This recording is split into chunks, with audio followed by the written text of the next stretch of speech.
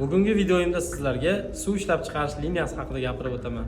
0,5-1,5 litrli baklashkadagi bezgaz suvlar, ya'ni gazsiz suvlar haqida ma'lumot beraman. Birinchi bosqichda PET kapsula shakllantirish uskunasida baklashka tayyorlab olamiz. Baklashka PET kapsulalarni qo'ygandan keyin qizdirish va keyingi bosqichda ishirish yordamida baklashkani kerakli o'lchamda va qoliplarda tayyorlab olinadi.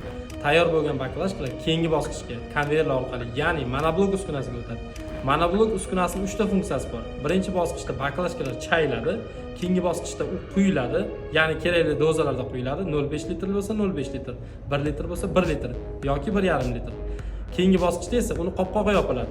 Monoblok uskunasidan chiqqan qopqog'i yopilgan baklashkalarga birinchi navbatda qilinadigan ish unga sana qo'yish. Lazerli uskuna yordamida unga sana qo'yiladi.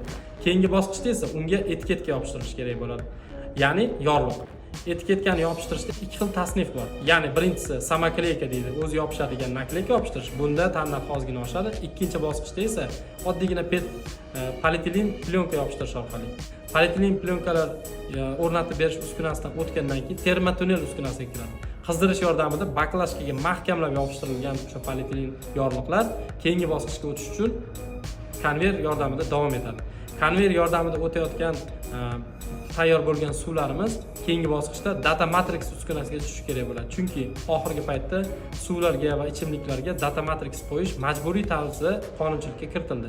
Data matrixdan o'tgan har bir baklashkamiz sifatni tekshiruvchi yorqin yonib turuvchi, mana bunaqa e'tibor beringlar, lampadan o'tadi. Bunda sizda o'sha biraklarni aniqlaydigan uskuna bo'lgani uchun sizda qanday tasnifda baklashkalar o'tayotganligini siz bemalol ko'rib olishingiz mumkin bo'ladi. Keyingi bosqichda siz baklashkada 6 tadan qilasizmi, 8 tadanmi yoki 16 tadan bloklaysizmi, o'shanga qarab turib bloklash uskunasiga kiradi. Bloklash uskunasidan keyingi bosqichda esa siz bemalol soqqa qilishingiz mumkin bo'ladi. E'tiboringiz uchun rahmat. Menga obuna bo'ling. Ismim Ulug'bek.